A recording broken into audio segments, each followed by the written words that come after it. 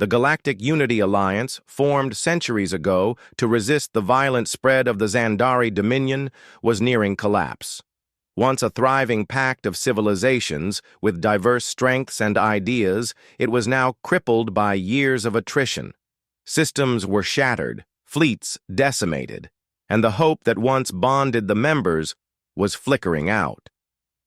On the capital world of Halron, the central chamber of the High Council was filled with tension. Leaders of over a dozen species had gathered for a critical session. Holographic star maps blinked with red indicators, showing systems lost to the Xandari in the past month alone. Silence hung heavy as High Counselor Everett Thorne, a respected figure among the Volari, a species known for their intellect and diplomacy, stepped to the central podium. "We are at a crossroads. Our fleets cannot hold. Our forces are splintered. There is one chance left. We must ask the humans to join us." A murmur of disbelief followed. The humans? A young species who had only recently ventured into deep space? A race that had remained neutral, isolated, and suspicious of intergalactic politics? Representative Draxon of the Koran, a reptilian species, snorted in disapproval. "The humans are inexperienced. They lack the discipline. They have never fought a war of this scale. What can they offer that we have not already given?" Thorne's voice was steady. Adaptability, innovation, a kind of desperate brilliance that is born in conflict. They have not fought our war, but their own history shows they do not fall easily. The council was split, but desperation made for strange alliances. A vote was cast. The majority agreed. A delegation would be sent to the human homeworld. The arrival of alien diplomats caused a global frenzy on Earth. News channels buzzed, social media exploded, and people flooded the streets to catch glimpses of the sleek alien vessels descending into orbit. This was humanity's first official contact with multiple alien civilizations. The delegation was brought to the United Coalition Council in the Earth capital of Aurelia. The chamber, modern and expansive, hosted President Helena Ward and Earth's top political and military figures. High Counselor Thorne presented his plea with calm urgency. Footage of ravaged worlds and fleeing civilian ships played across the central display. President Ward watched, unmoved at first, her arms crossed.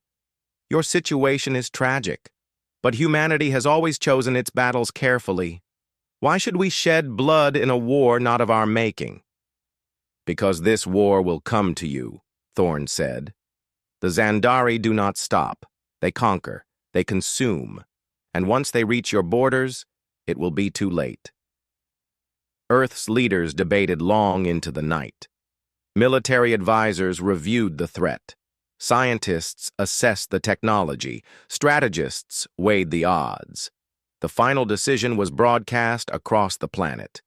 Humanity would join the fight. Factories shifted to war production. Military recruitment surged.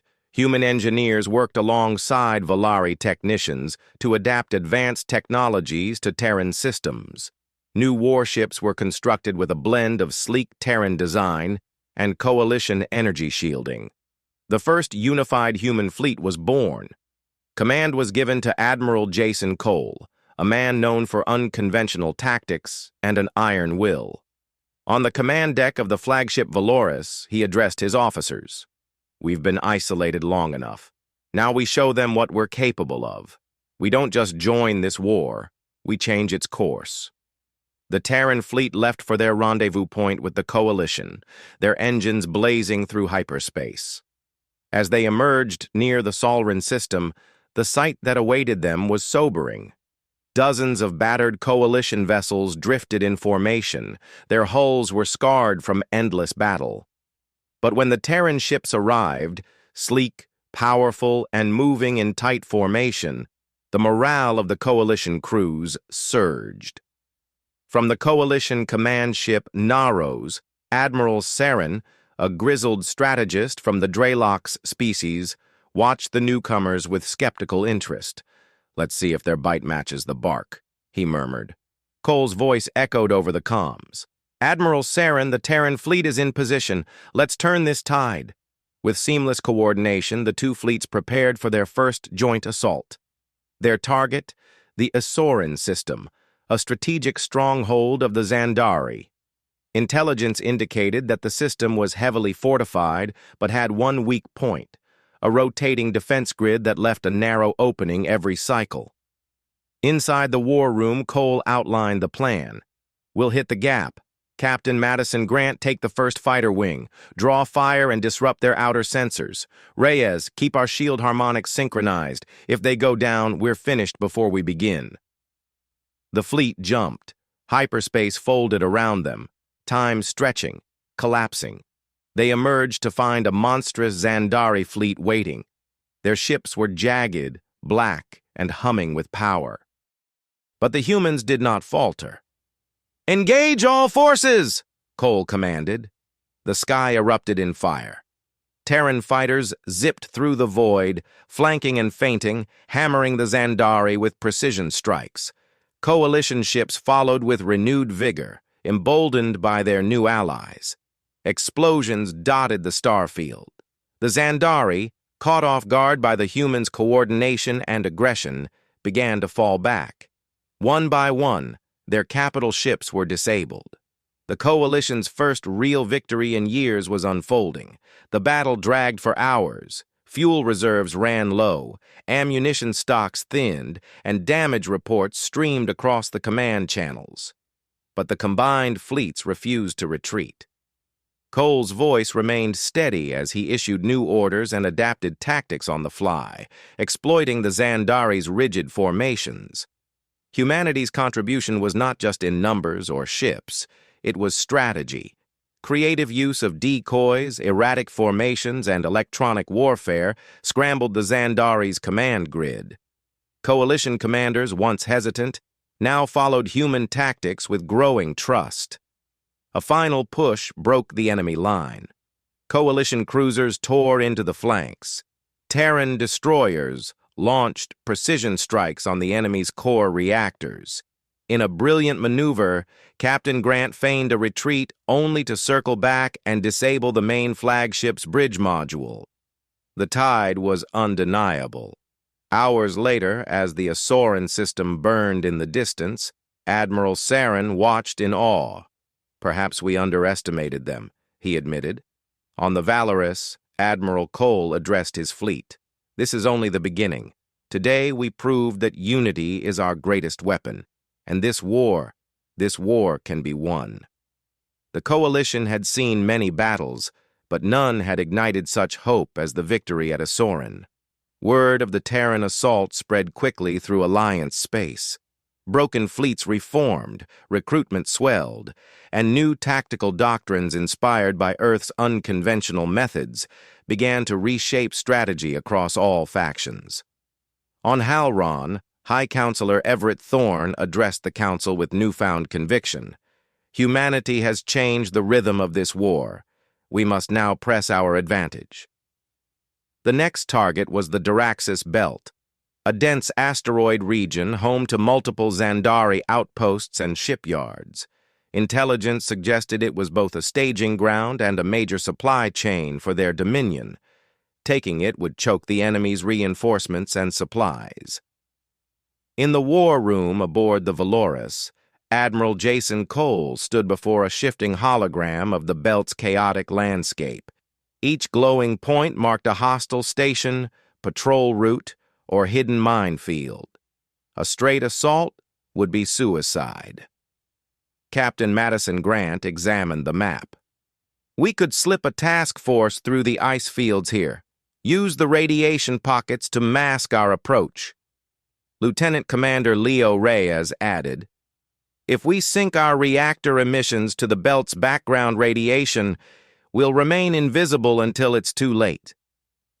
Cole nodded. "Then that's what we do. We hit hard, hit fast, and vanish before they can react. Choose your best. This is going to be surgical." 3 days later, the strike force slipped into the Duraxis belt under cloak. Human stealth ships led the way, guiding coalition cruisers between the dense rock fields. They evaded patrols, bypassed traps, and zeroed in on the largest shipyard hidden behind a fractured moon. Grant's voice cut through the silence. All wings in position. Countdown to breach in 5. The ambush was perfect.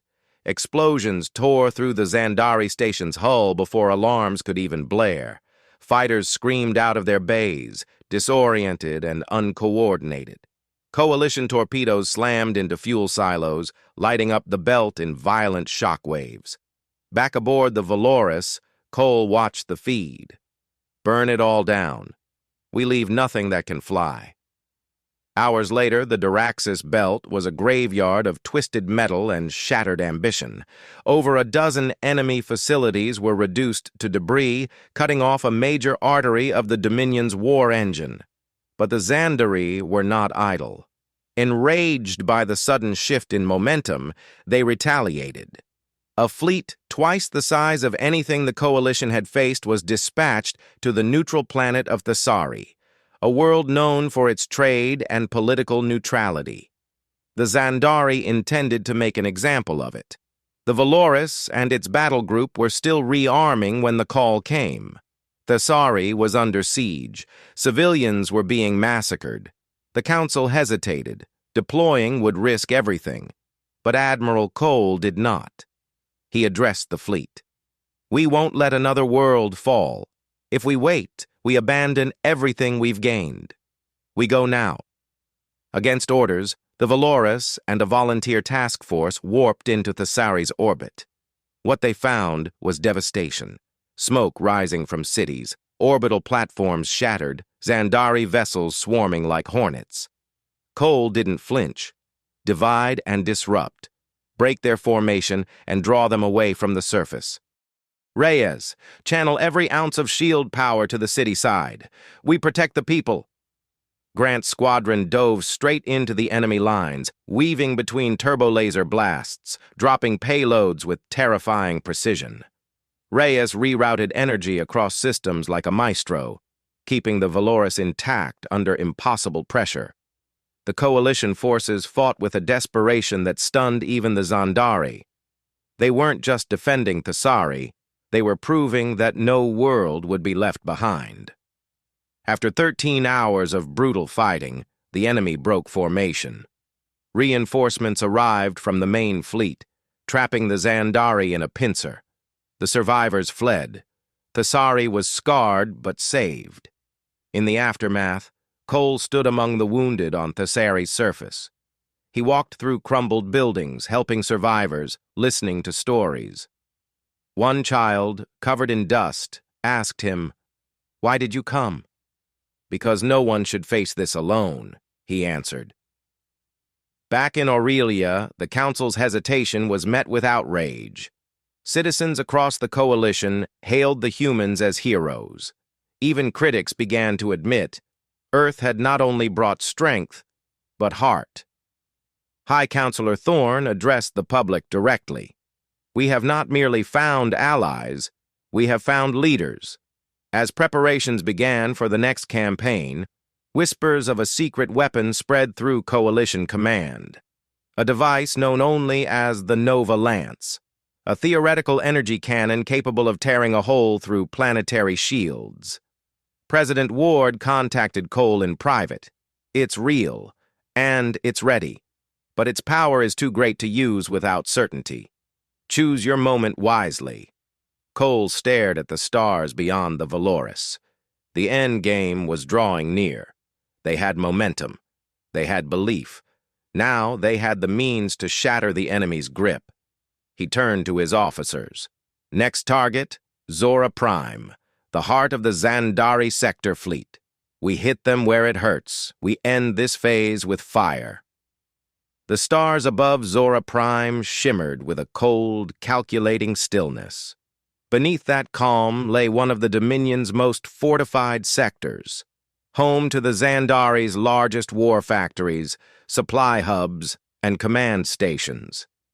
If the Coalition could shatter it, the enemy's power projection across the quadrant would crumble.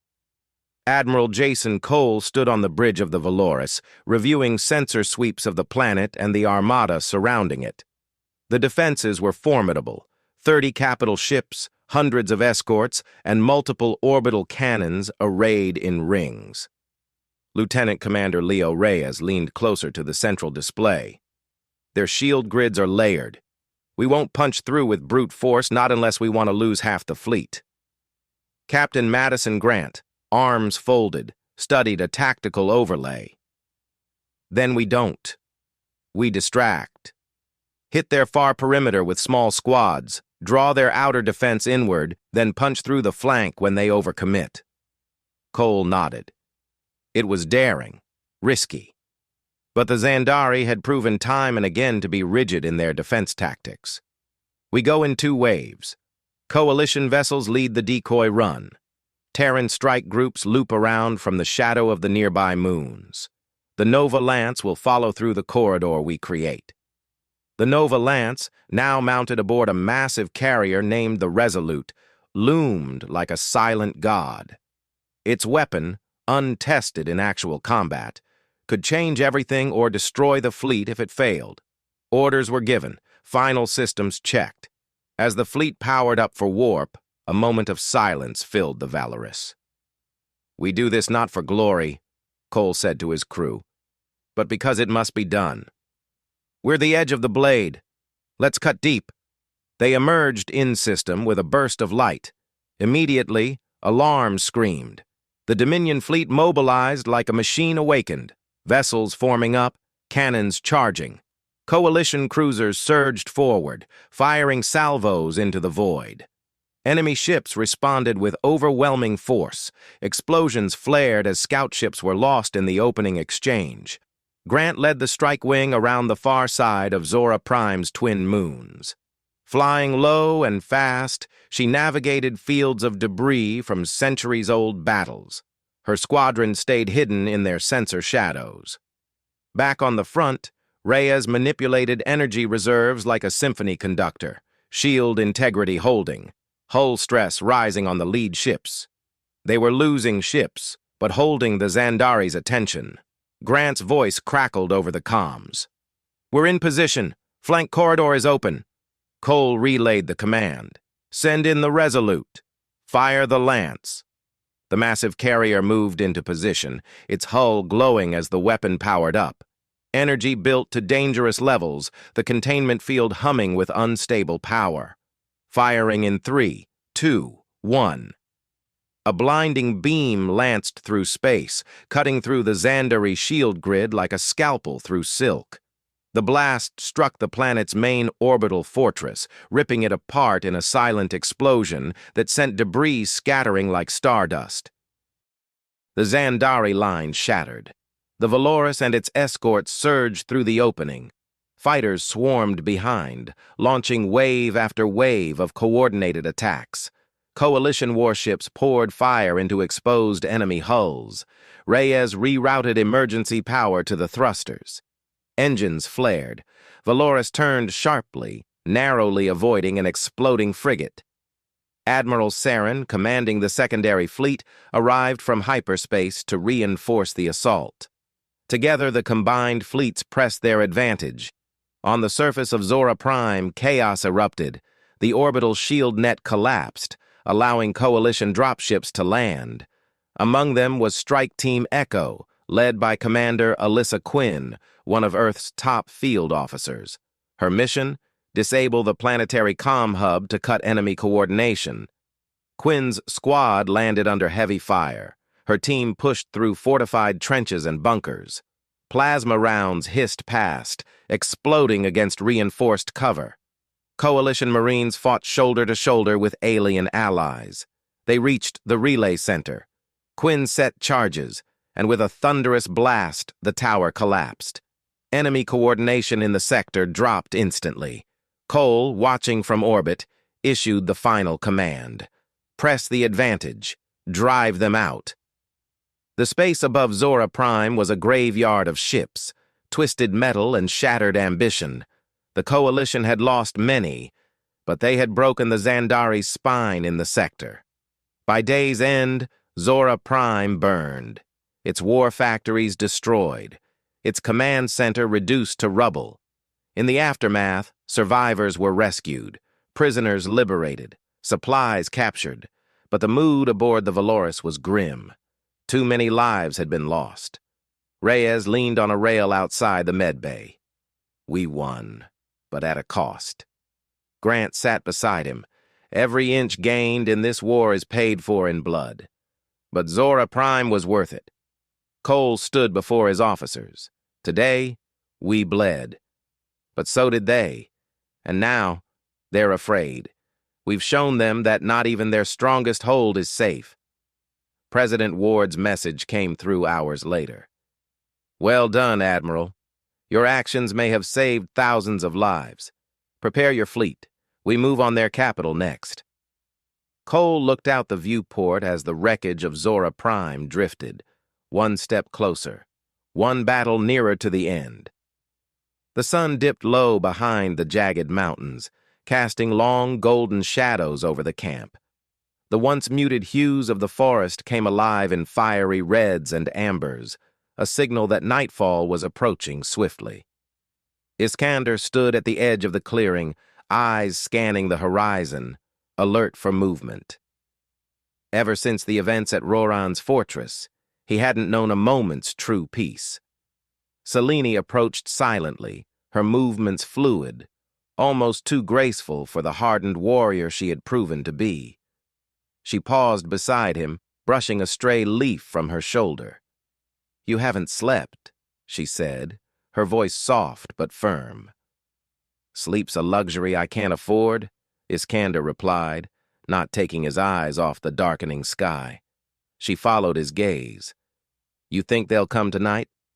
If I were in their position, I wouldn't wait. Not after what we did." A tense silence settled between them, punctuated only by the crackling of the distant fire and the murmurs of the others making camp. Soren was tending to Alia's wounds, minor scrapes from their flight through the underbrush, and Dorian, ever the strategist, was hunched over a rough map drawn in charcoal on parchment, muttering calculations under his breath. "We can't keep running forever," Selene finally said. "We need a plan that doesn't end with us buried beneath leaves and regrets." "We have one," Iskander said, "but it's dangerous, risky, and it'll require everyone to be at their best." She raised an eyebrow. "Then it must be suicide. Tell me." Iskander turned to face her fully, his expression grim. "We lure them in. Let them think they've cornered us in the ravine. But instead of a trap, it'll be a passage, down through the old tunnels beneath the valley. Dorian says they lead to the edge of the Verdun Reach. From there, we head north. We vanish." Selene considered it. "You trust Dorian's maps that much?" "I trust that he wants to live as much as we do." Back at the fire, Soren looked up as the two returned. His usually jovial demeanor was gone, replaced by the sharp focus of a man who'd seen too many battles and survived too few friends. "We moving again?" he asked. "Not yet," Selene answered. "But soon. Get Alia ready." Dorian looked up, his eyes gleaming with quiet excitement. "I've plotted the route. The ravine narrows half a mile east of here. There's an entrance hidden behind the waterfall. It'll be tight, but we can fit through, if we don't attract too much attention." "Which we will," Iskander muttered. But fate, it seemed, had already made its decision. A rustle in the darkness, faint but unmistakable, brought everyone to attention. Alia stiffened, reaching instinctively for her blade. Selene melted into the shadows, dagger in hand. Soren rose. A silent nod passing between him and Iskander. Figures emerged from the forest. Scouts, cloaked in the sigils of the Crimson Vow. Their leader, a lean woman with silver-plated armor and eyes like obsidian, stepped into the firelight. "You've run far enough," she said. "Surrender now, and we might let you live." "Generous," Iskander replied. "But we've grown tired of tyrants." She smiled coldly. "Then you'll die tired. In the chaos that followed, steel clashed with steel. Flames leapt high as Soren launched a bottle of fire oil into the trees, engulfing a scout with a scream. Alia, bleeding but fierce, darted between foes with lethal precision. Dorian used the confusion to slip away, reaching the edge of the camp and disappearing into the underbrush with his pack. Selene and Iskander fought back to back, a dance of blood and fury, their movements in perfect sync. But they were outnumbered, and for every foe that fell, 2 more seemed to rise. "Fall back!" Iskander roared. "To the ravine!" They ran, stumbling through the dark, the enemy in hot pursuit. The thunder of the waterfall grew louder until it became a roar. Dorian waited, already at the edge, waving frantically. "Here! Through here!" One by one, they slipped behind the curtain of water and into the narrow opening. The passage was slick and treacherous, but it was shelter. It was hope. As the last of them entered, Iskander turned to face the entrance. With a grunt of effort, he pulled the support loose, sending rocks tumbling down to block the way. Silence. Darkness. Only their ragged breathing remained. "We're alive," Alia whispered. "For now," Selene said. And in the gloom of the ancient tunnel, the rebels began their journey north, toward an uncertain future, but away from the certainty of death.